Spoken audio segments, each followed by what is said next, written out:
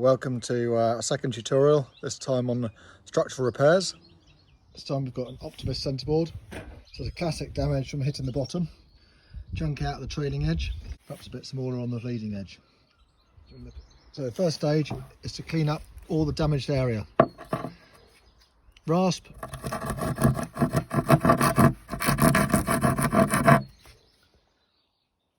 So coarse sandpaper, this is 60 grit. Rasp, half round rasp. Just going to use that as a former. Sand this repair. So it's all smooth. We make a big hollow. Trying to taper the trailing edge right down to almost zero. In fact, down to flush with the bottom side. Closer look. You can see we made a big dish. Dished right out to the core and all the structural elements of the glass skin each side. It comes all the way down, almost a flush with the other side. Similar on the front edge. So now we're getting ready to put some fiberglass in. I've got plain glass cloth.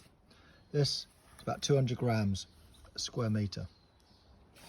We cut it at 2 angles. This pile cut at 45.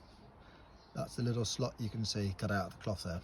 The other ones come down the other side and they're cut with the fibres at 0.90.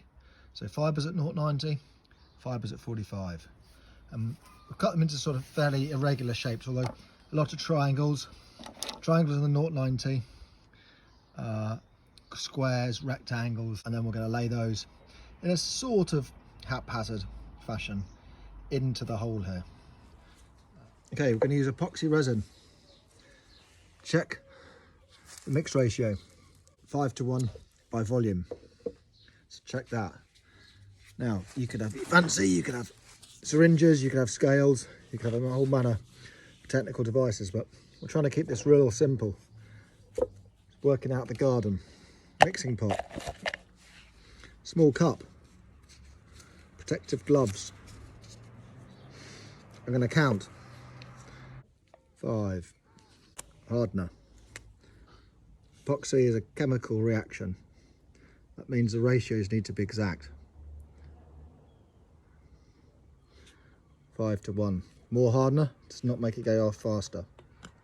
In contrast to the gel coat, we're approximately right. It's approximately good enough. This needs to be spot on. Mix thoroughly. I want a runny mix, which is what we have here, and I want to thicken some. I've got a small pot here. Just going to spoon enough in here to make our thickened mix. Collodial silica. Collodial silica thickens our epoxy mix. Now add a small amount at a time. Many years of messing around with boating, I've got a pretty good judgment of how much collodial silica I need for the epoxy mix. So it's thick, it's just moving. If you lift it up like that, it's just sagging down. Okay, little bit of running mix and just wet out. Basically going to prime this surface, and you can see what appeared to be white is disappearing. There's this patch there that hasn't gone white. That means there's still damaged glass in there. When the glass gets damaged, it kind of goes white. So that point there, I'm actually going to go back a stage, get the sandpaper out again, sand in there a little bit harder. Little tabs of glass, align them up to the edges of the job, wet them out with epoxy, the runny epoxy. Be patient to let that go clear. That white look will disappear one at a time, nice and carefully, and you can almost use the edge of the knife there to dabble that in. Now the art of this is judging how much glass we need to put in. Not enough, and we've got to add more again. Too much, we've got a lot of sanding. So to be sure you're going to do it in one hit, put more than you think, but bear in mind that there's more elbow grease involved.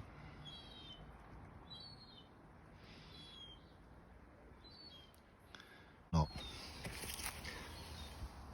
Have we got, is there a gap? Yeah, that's proud of the surrounding area. We've got 3 or 4 layers of glass in here now, mixture of 45s and 0.90.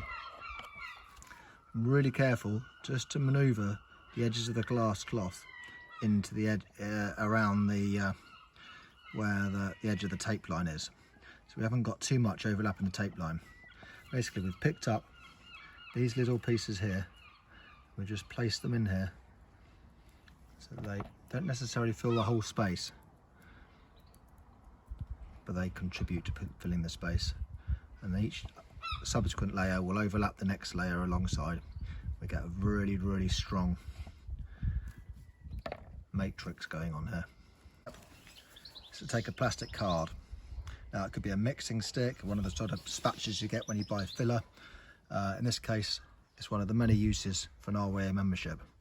It's expired, don't worry about that. Place that on top of the resin. Give it a firm push down, but it's going to slip around. You can feel it's a little bit slippery.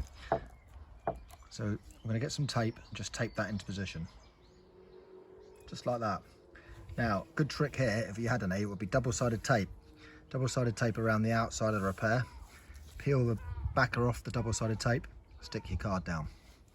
Next stage is we're going to turn this board over and we're going to work on the other side. Okay, so we turn the board over. You can see this piece of glass that's come from the other side. It's sticking out a bit. So we're just going to push that in, push that down. And then get some thickened resin.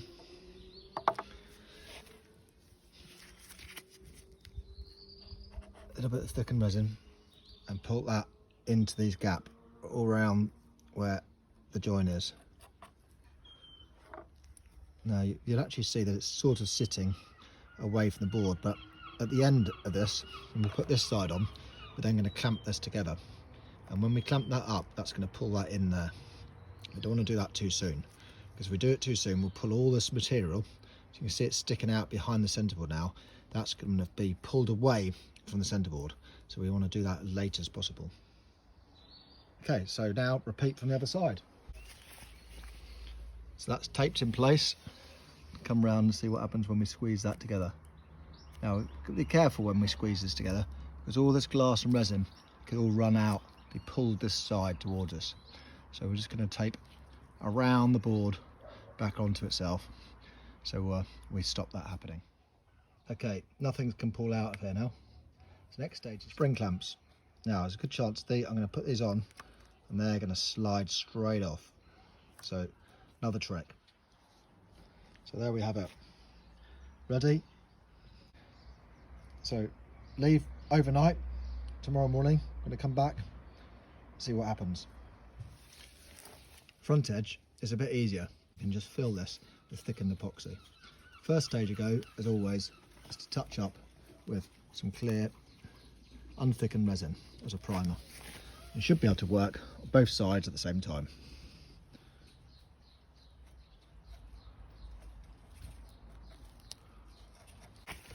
Pick up our thickened resin and work it in from each side. Lastly, just put a little piece of tape on the downhill or the low gravity side, just to stop all that resin sagging out.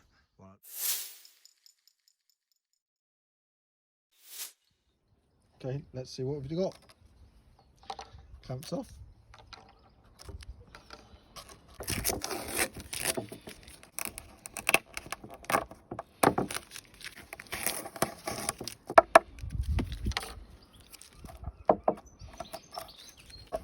So again, good use of the rasp. Try and file down the back edge. let's try and start with filing the back edge off. Big out a saw, cut this bit off. Exactly perfect, this trailing edge at the moment. We're going to get close to that and then we're going to start on the sides. Use your wooden block.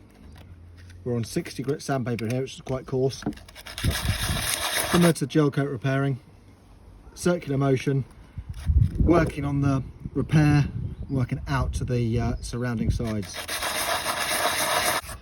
Trick here is to use the very corner of the block, so maybe instead of holding the block completely flat, you might just lift it up as such. So exaggerated look, but imagine we're working off the corner of this block rather than actually with the block flat.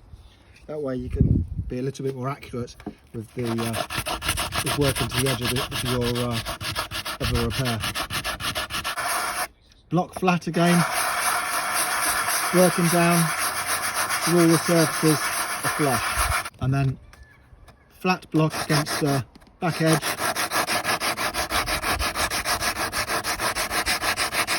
Sanding that back edge off until that becomes flush. 100 grade. Carry on to sanding it until I can feel a smooth enough, gentle hollow that when we coat it with gel coat or finishing resin, that will fill that small hollow, and then when the final finish happens, it'll all end up flush. Last sand with 150 grit. The other end of the board, just going to sand 100 or 150 grit. Lump of filler that we added on to the into that little hole we had, and as we're sanding, it's not a flat surface, we're still going to use a block, and we're just going to keep working on the high spots but following the contours, following the shape of the foil here. And that might be applicable, it could be the gunwale of a dinghy or any other part of a boat that needs repairing, where there's it's not a flat surface but it's a curve and there's some shape to it. So we're following the shape around. Last bit is smoothed in to all the surrounding surfaces, and just without a block, the finer grade 150 grit, and just follow the contours around that curve, making sure that there aren't any sharp flat edges that the block leaves, aside from a few deeper scratches there that we need to deal with before we can gel coat. They are ready for preparation for gel coating. There's a couple of more processes to run through before we're ready to actually apply neat gel coat.